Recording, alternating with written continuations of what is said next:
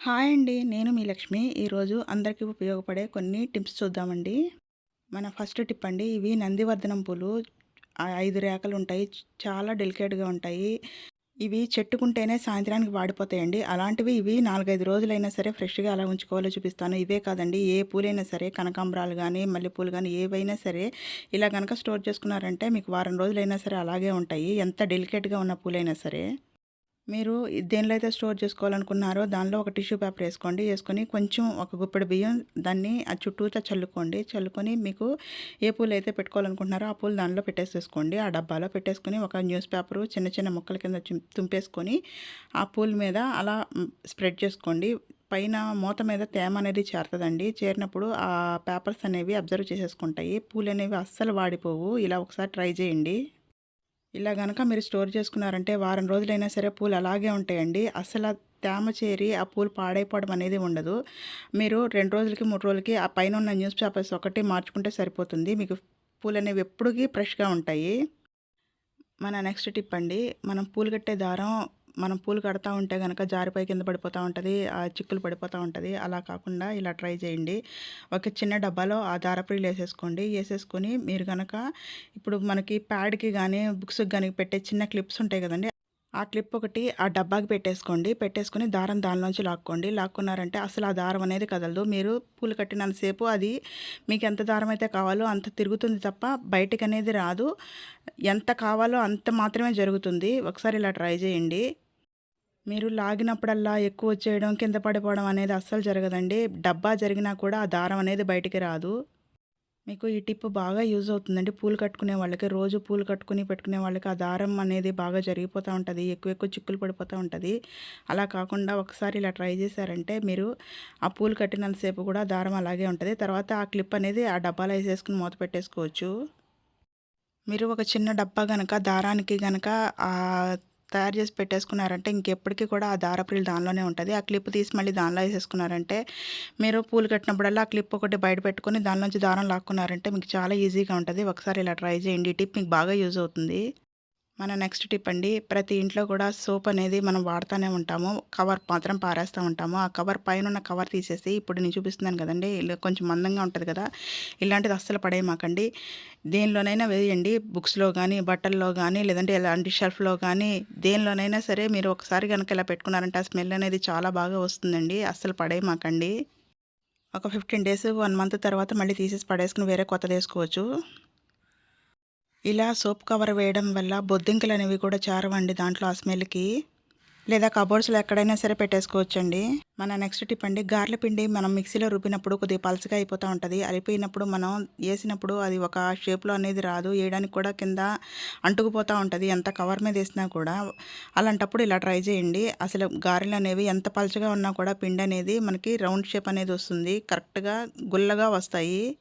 Tea filter ఉంటది గదండీ! ఆ టీ ఫిల్టర్‌ని కొద్దిగా తడుపుకొని, ఆ పిండనేది ఒక ముద్ద దాని మీద పెట్టుకొని, ఓ రౌండ్ చేసుకొని, మధ్యలో హోల్ చేసుకోండి. చేసుకొని దాని మీద అలా పెట్టి దింపేసుకున్నామంటే ఎంత లూజ్‌గా ఉన్న పిండైనా సరే కరెక్ట్‌గా గారెలనేవి వచ్చేస్తాయి. అంతే కాదండి, ఆయిల్ అనేది ఎక్కువ పీల్చదు. గుల్లగా కూడా వస్తాయి. ఒకసారి ఇలా ట్రై చేయండి. మీరు ఇలా కాకుండా పిండి లూజ్ అయిందని మీరు ఎలా ఏసినా కూడా అది అంటుకుపోతూ ఉంటుంది. మనకి షేప్ అనేది కరెక్ట్‌గా రాదు. ఈ ప్రాబ్లమ్ ఎక్కువగా మిక్సీలో ఏస్తే గనక పిండి అలా వస్తా ఉంటదండి.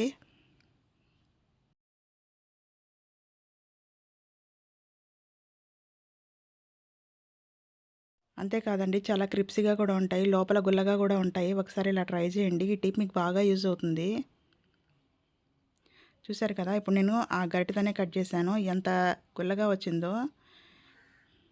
మీకెప్పుడైనా పిండి లూజ్ అయిందనుకున్నప్పుడు ఇలా ట్రై చేయండి. టిప్స్‌లో మీకు ఏ టిప్ నచ్చినా కూడా ఒక లైక్ చేయడం మాత్రం మర్చిపోమాకండి. నాకు బాగా యూజ్ అవుతుందది. మన నెక్స్ట్ టిప్ అండి. ఇలాంటి చిన్న చిన్న రోళ్ళల్లో మనం దంచుతానే ఉంటాము.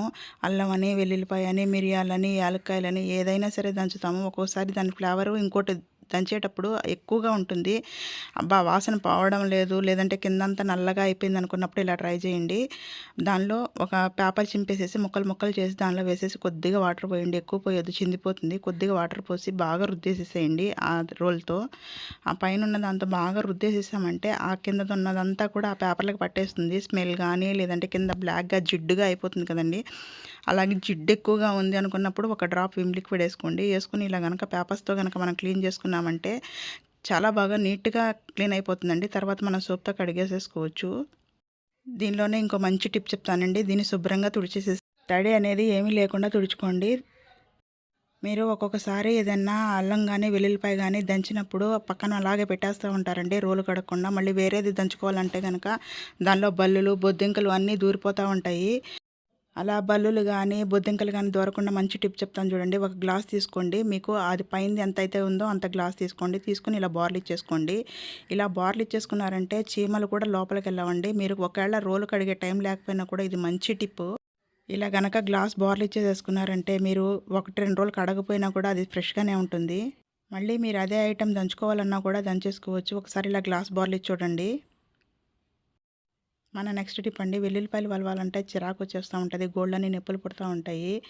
అలాంటప్పుడు ఇది నేనొక మంచి టిప్ చెప్తాను చూడండి. ముందుగా ఎల్లుల్లిపాయలనేవి దేనితోనన్నా కొట్టుకొని ముందుగా పాయల కింద విడదీసేసుకోండి.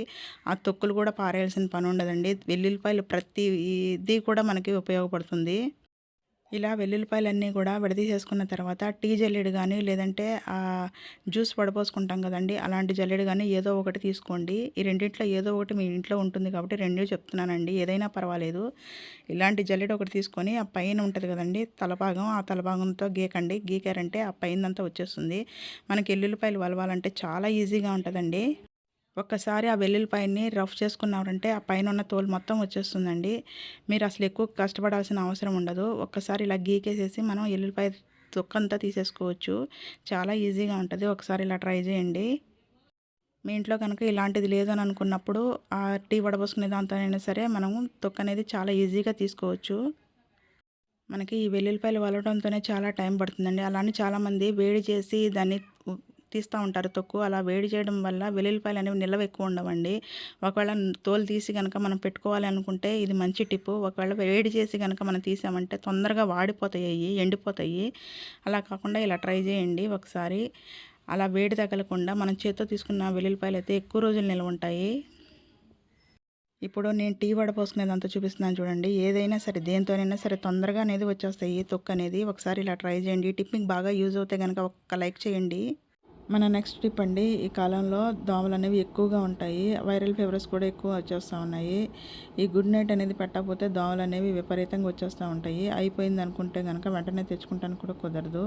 అలాంటప్పుడు ఇలా ట్రై చేయండి. గుడ్ నైట్ కింద ఉన్న ఆ బాటిల్ తీసేసేసి పైన ఆ హోల్‌లో కాకుండా పైన జల్లెడలాగా ఉంటది కదండీ! అక్కడ 2 కర్పూరం బిళ్ళలు అటొకటి ఇటొకటి పెట్టండి. ఇలా పెట్టడం వల్ల ఆ స్మెల్‌కి దోమలనేవి అస్సలు రావండి. పిల్లలకి జలుబు గానీ, దగ్గు గానీ ఏదన్నా ఉన్నా కూడా చాలా వరకు పోతాయి.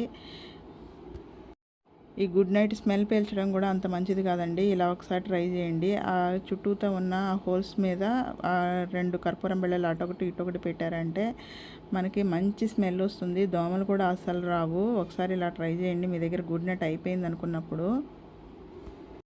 ఇంతేనండి మన వీడియో. వీడియో నచ్చితే కనుక లైక్ చేయండి. మీ ఫ్రెండ్స్ అండ్ ఫ్యామిలీకి షేర్ చేయండి. తప్పకుండా సబ్స్క్రైబ్ చేసుకోండి.